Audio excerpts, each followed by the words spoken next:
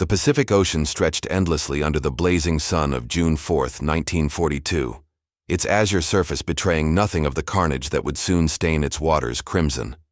Admiral Chuichi Nagumo stood on the bridge of the aircraft carrier Akagi, his weathered hands gripping the steel railing as he gazed toward the horizon where Midway Atoll lay like a speck of coral and sand in the vast blue expanse. The taste of victory from Pearl Harbor still lingered sweet on Japanese lips, but today would prove that fortune's wheel turned swiftly in war's cruel game. 6 months had passed since the surprise attack that crippled America's Pacific Fleet, and the Japanese war machine had rolled forward with seemingly unstoppable momentum. Wake Island, Hong Kong, Singapore, the Dutch East Indies. All had fallen like dominoes before the might of the rising sun. Emperor Hirohito's forces controlled an empire stretching from the Aleutians to the Solomon Islands, a maritime domain, larger than any in human history. Yet Admiral Isoroku Yamamoto, architect of Pearl Harbor's destruction, knew that Japan's initial advantages were waning like morning mist before the sun. The plan for Operation MI, the assault on Midway, had seemed brilliant in Tokyo's war rooms. Yamamoto believed that by threatening this strategic outpost, America's westernmost base in the Pacific, he could lure the remaining elements of the United States Navy into a decisive battle. The Americans would have no choice but to defend Midway, and when they came, Japan's superior naval aviation would finish what Pearl Harbor had started. 4 aircraft carriers, Akagi, Kaga, Soryu, and Hiryu, formed the striking heart of Nagumo's first air fleet, their decks crowded with over 200 of Japan's finest aircraft and most experienced pilots. What Nagumo did not know, as he watched his planes prepare for their dawn assault on Midway's defenses, was that American codebreakers had penetrated the veil of Japanese secrecy.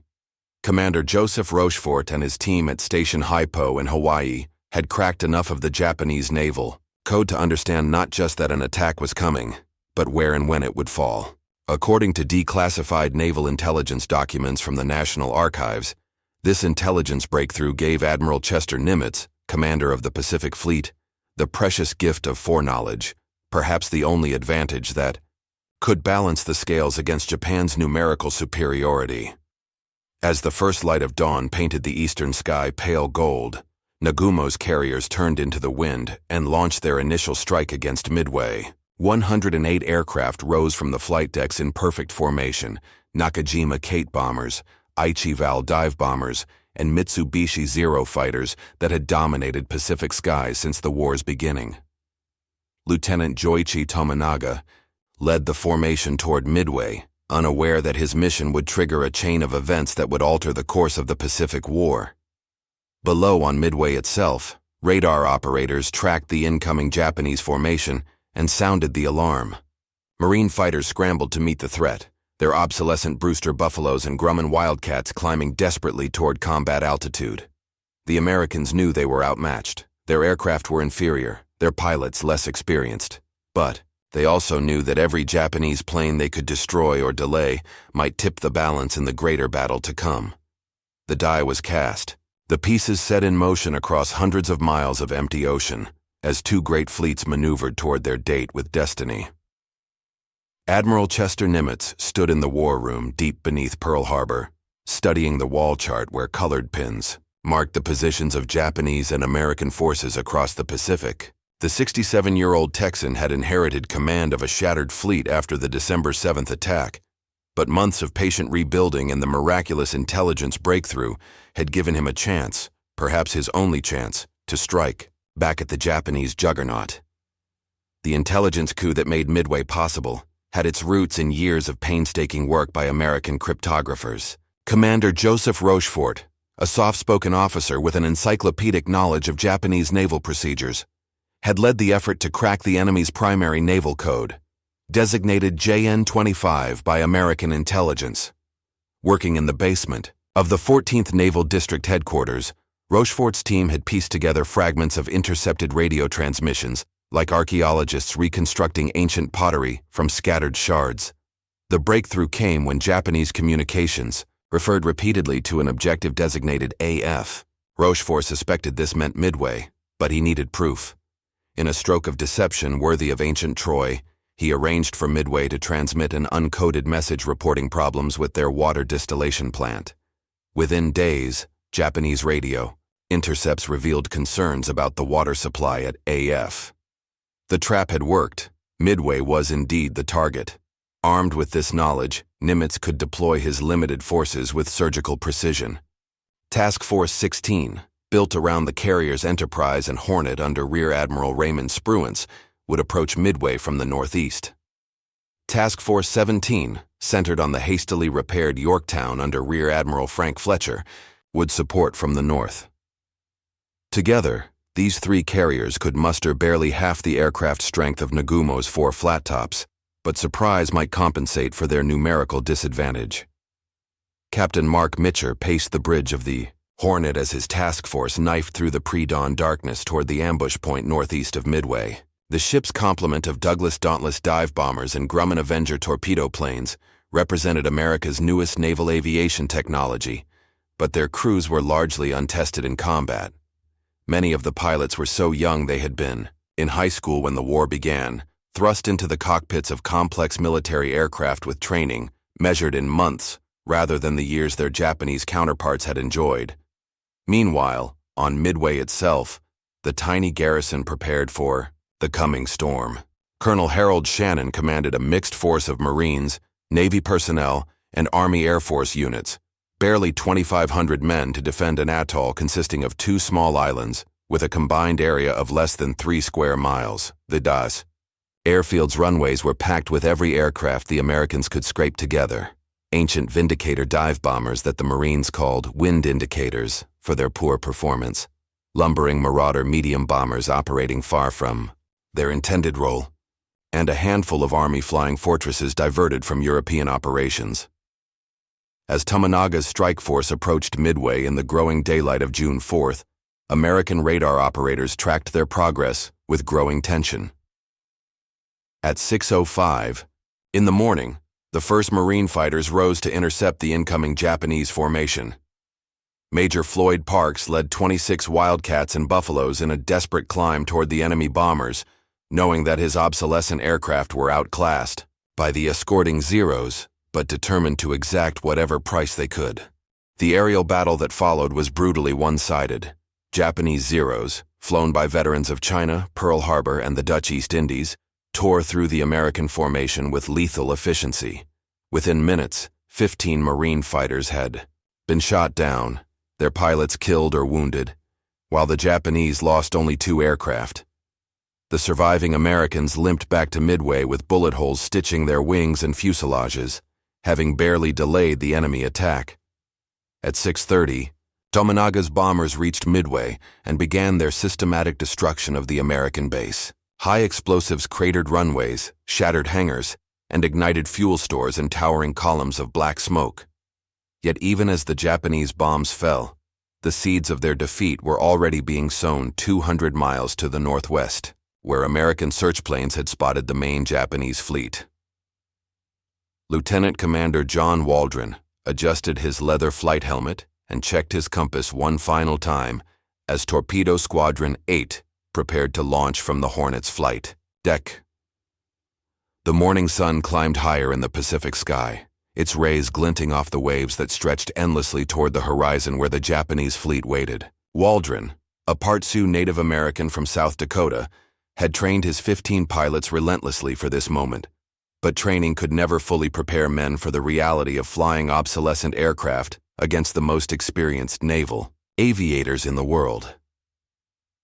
The Grumman Avenger torpedo bombers of VT-8 were brand new to the fleet, so new that most of the squadron still flew the older Devastator aircraft that had seemed advanced in 1939, but were now painfully slow and vulnerable. As Waldron's formation climbed away from the Hornet, he knew that his Douglas Devastators could barely reach 100 knots in level flight, sitting ducks for the Mitsubishi Zeros that defended the Japanese carriers with deadly efficiency. Admiral Spruance had launched his strike at 7:02 that morning, gambling everything on the intelligence reports that placed the Japanese fleet within range. The attack consisted of 67 dive bombers, 29 torpedo planes, and 20 fighters, virtually every operational aircraft from Enterprise and Hornet. It was a desperate throw of the dice, But Spruance understood that in naval warfare, the side that struck first with concentrated force usually prevailed. Unknown to the American pilots winging their way toward combat, the Japanese fleet was in the midst of a critical decision. Admiral Nagumo had received Tomonaga's report that a second strike would be necessary to completely neutralize Midway's defenses. The Japanese admiral faced a cruel dilemma. His aircraft were armed with armor-piercing bombs and torpedoes for anti-ship work, but Midway's installations required high-explosive bombs for maximum effect. The process of rearming would take precious time, leaving his fleet vulnerable to American counterattack.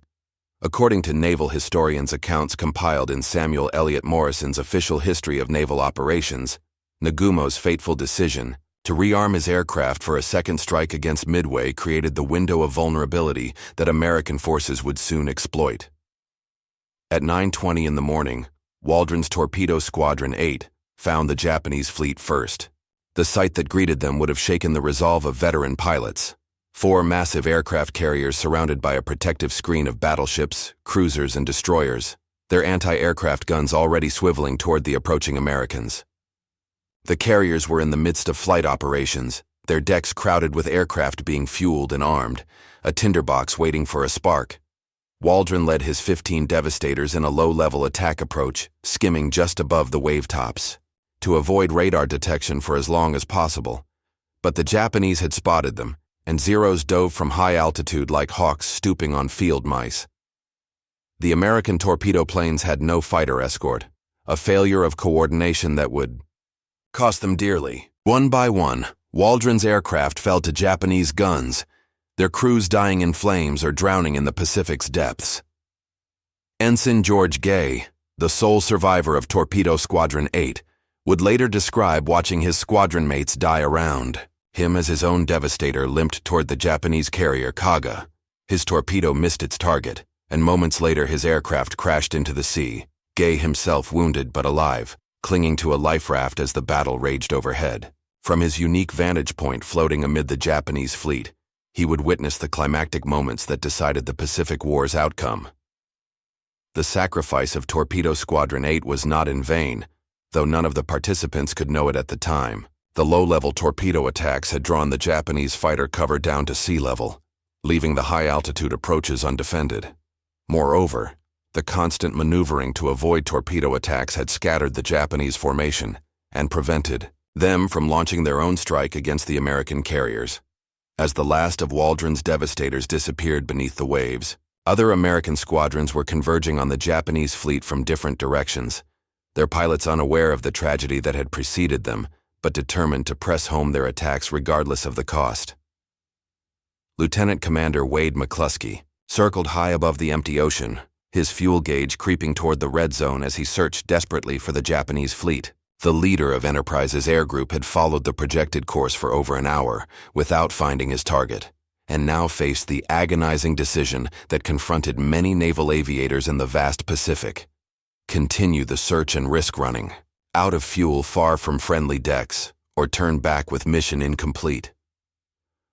McCluskey's 37 Dauntless dive bombers represented the backbone of American naval aviation, rugged, reliable aircraft that could absorb tremendous punishment and still bring their crews home.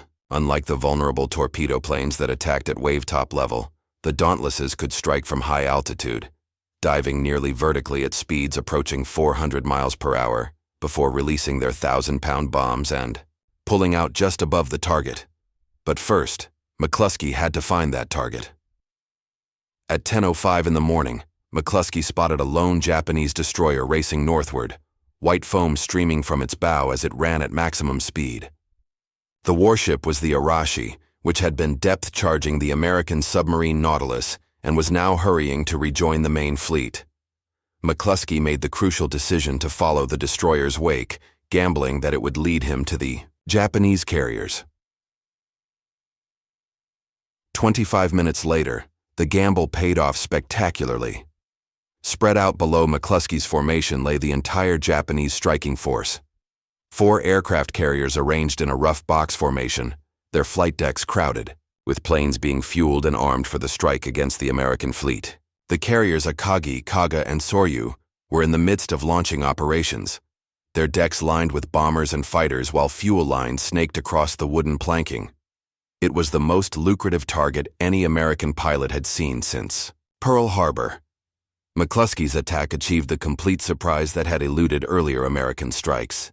The Japanese fighters were still at low altitude, having just finished decimating the torpedo squadrons, while the anti-aircraft guns were trained on the horizon rather than the sky above. At 10:22, McCluskey pushed over into his dive, the Dauntless's perforated dive brakes screaming as the aircraft plummeted toward the carrier Kaga. What followed in the next 5 minutes would be remembered as the most decisive naval aviation attack in history. McCluskey's bombers achieved multiple hits on Kaga, their bombs detonating among the crowded aircraft and setting off a chain reaction of explosions as aviation gasoline ignited in towering pillars of flame. Simultaneously, Lieutenant Commander Maxwell Leslie's Bombing Squadron 3 from Yorktown struck the carrier Soryu with devastating effect, while Enterprise's Bombing Squadron 6, led by Lieutenant Richard Best, scored critical hits on the flagship Akagi. The Japanese carriers, so recently the terror of the Pacific, were transformed in minutes into floating infernos. On Akagi's bridge, Admiral Nagumo watched in horror as his flight deck buckled and twisted under the force of internal explosions. The carrier that had launched the Pearl Harbor attack was dying, her hangar decks filled with blazing aviation fuel and exploding ordnance. Reluctantly, Nagumo transferred his flag to the cruiser Nagara, leaving his burning flagship to her fate. Captain Jisaku Okada of the Kaga fought desperately to save his ship, but the fires had spread beyond control. Aviation gasoline created rivers of flame that flowed through the hangar bays, while ready ammunition cooked off in staccato explosions that shook the massive hull. By noon, it was clear that Kaga was doomed, and Okada gave the order to abandon ship. The carrier that had helped reduce Pearl Harbor to twisted steel and burning oil would join her victims beneath the Pacific's waves. Only the carrier Hiryu remained operational from Nagumo's once mighty force, her captain, Tomeo Kaku, determined to strike back at the Americans who had delivered this catastrophic blow. Even as his sister ships burned and listed toward their graves, Kaku was preparing a retaliatory strike that would prove the Battle of Midway was far from over. The Japanese Navy's culture of never yielding, of fighting to the last breath, would demand one final desperate thrust at the American fleet. The divine wind that had protected Japan from Mongol invasion 7 centuries earlier seemed to have shifted directions, now filling American sails as the tide of Pacific War turned dramatically in favor of the United States. Captain Tomeo Kaku stood on Hiryu's bridge, watching columns of black smoke rise from his burning sister ships as he prepared to launch the Japanese Navy's final counterstroke at Midway, the last operational carrier in Nagumo's fleet. Hiryu had escaped the devastating American dive bomber attack that crippled Akagi, Kaga, and Soryu, but Kaku knew his ship now faced the combined might of 3 American carriers. Honor demanded that he strike back, regardless of the odds. At 10:58 in the morning, Lieutenant Michio Kobayashi led 18 Val dive bombers and 6 Zero fighters from Hiryu's deck, their target the American task force that intelligence reports placed approximately 100 miles to the northeast. The Japanese pilots were among the Navy's finest, veterans of Pearl Harbor, the Indian Ocean raids, and countless battles across the Pacific. If anyone could deliver a crippling blow to the American fleet, it would be these warriors who had trained for years in the demanding art of carrier aviation. Meanwhile, aboard the Yorktown, damage control parties worked frantically to repair the wounds inflicted by earlier Japanese attacks. The carrier had been struck by bombs during the morning's action, her flight deck scarred and smoking, but her crew had performed miracles of seamanship to keep her operational. Captain Elliot Buckmaster's ship was the oldest of the 3 American carriers at Midway, having been rushed from the Coral Sea battle with barely enough time for emergency repairs at Pearl Harbor. Admiral Fletcher, commanding Task Force 17 from Yorktown's flag bridge, knew his ship was the most vulnerable target in the American formation. The carrier's battle damage had reduced her speed and left visible scars that would draw enemy attention like blood in shark-infested waters. Yet Fletcher also understood that every operational flight deck was precious in this decisive battle, and Yorktown's aircraft had already contributed significantly to the morning's stunning victory over the Japanese carrier force. At noon, Kobayashi's strike found the American task force. The Japanese pilot selected Yorktown as his primary target, correctly identifying her as the flagship and noting the battle damage that marked her as a wounded enemy. The Val dive bombers pushed over into their attack runs, screaming down through intense anti-aircraft fire that filled the sky with black puffs of exploding shells and the red traceries of machine gun bullets. 3 bombs struck Yorktown in rapid succession. The first hit near the island superstructure, killing or wounding dozens of men and starting fires that sent thick smoke billowing across the flight deck. The second bomb penetrated deep into the ship's hull before exploding, flooding compartments and causing a dangerous list to port.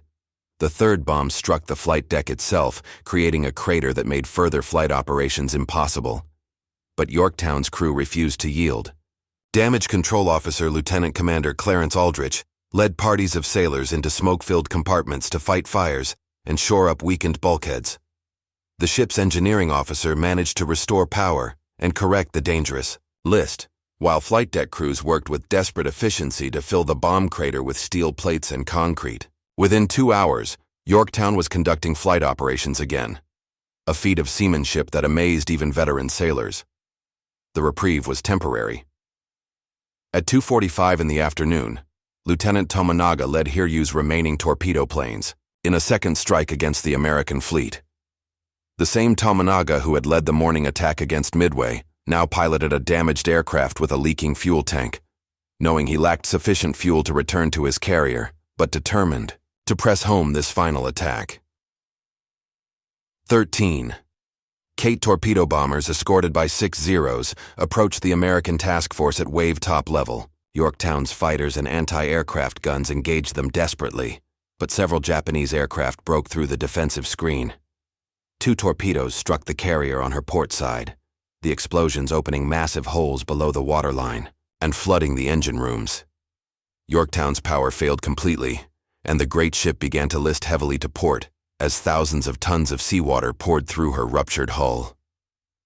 Captain Buckmaster gave the order to abandon ship at 3 o'clock in the afternoon, and Yorktown's crew began the heartbreaking process of leaving their floating home. Admiral Fletcher transferred his flag to the cruiser Astoria, maintaining command of Task Force 17, even as his flagship settled deeper into the Pacific swells. The carrier that had survived Coral Sea and contributed decisively to the Midway victory was finally succumbing to her wounds. Yet even as Yorktown died, American search planes were locating Hiryu for the final act of this Pacific drama. The last Japanese carrier would not long survive her victims, as Admiral Spruance prepared to complete the destruction of Nagumo's once invincible fleet. The afternoon sun hung low over the Pacific as Lieutenant Commander Earl Gallagher led Enterprise's final strike of the day toward the burning hulk that had once been the pride of the Japanese Navy. Hiryu, the last surviving carrier from Nagumo's fleet, lay dead in the water, her flight deck twisted by explosions and her hull settled deep from flooding.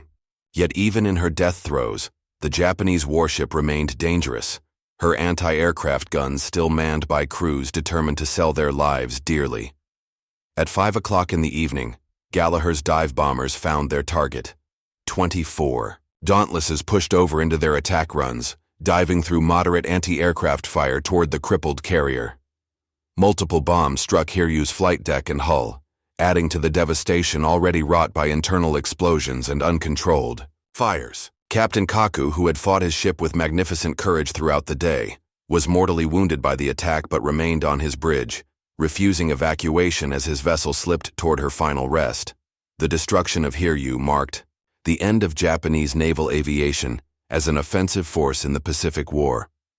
In one day of combat, Japan had lost 4 aircraft carriers, over 250 aircraft, and many of her most experienced pilots, losses that would take years to replace if indeed they could ever be replaced. The carefully trained aviators who had dominated Pacific skies since Pearl Harbor were gone, their skills and experience irreplaceable in a war that Japan was now destined to lose. Admiral Yamamoto, commanding the overall Japanese operation from his flagship Yamato, received the devastating reports with stoic resignation. The architect of Pearl Harbor understood better than most that Japan's initial advantages in the Pacific had always been temporary. The attack on Pearl Harbor had been a strategic gamble designed to cripple American naval power long enough for Japan to consolidate her conquests and force a negotiated peace. That gamble had failed at Midway, and Japan would now face the full industrial might of an aroused America. As darkness fell over the Pacific on June 4, 1942, rescue operations continued throughout the night. American destroyers pulled Yorktown survivors from life rafts scattered across miles of ocean, while Japanese vessels attempted similar rescues for the crews of their sunken carriers. The human cost of Midway was terrible on both sides, but the strategic implications were even more profound. For the United States, Midway represented the turning point in the Pacific War. The victory demonstrated that American industrial capacity, intelligence capabilities, and fighting spirit could overcome initial Japanese advantages. Within months, American shipyards would be launching new carriers at a rate that Japan could never match, while flight training programs would produce thousands of pilots to replace combat losses. The initiative in the Pacific had shifted permanently to America. For Japan, Midway meant the beginning of a long, grinding retreat across the Pacific that would end 3 years later in the mushroom clouds over Hiroshima and Nagasaki. The loss of 4 fleet carriers and their experienced air crews marked the moment when Japan's expansion reached its high water mark and began to recede. Never again would the Japanese Navy possess the strength to mount major offensive operations against American forces. Battle's aftermath extended far beyond the immediate military consequences. News of the Midway victory electrified the American home front, providing proof that Japan was not invincible and that the long struggle in the Pacific could be won. Production in American factories increased as workers understood that their efforts were contributing to victories against the enemy who had attacked Pearl Harbor.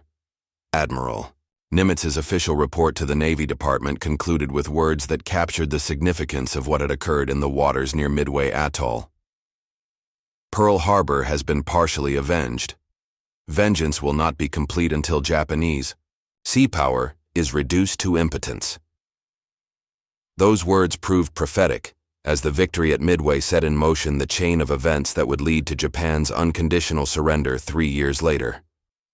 As the sun set on June 4, 1942, it marked more than the end of a single day of battle. It signaled the sunset of Japanese naval supremacy in the Pacific and the dawn of American dominance that would reshape the entire course of World War II.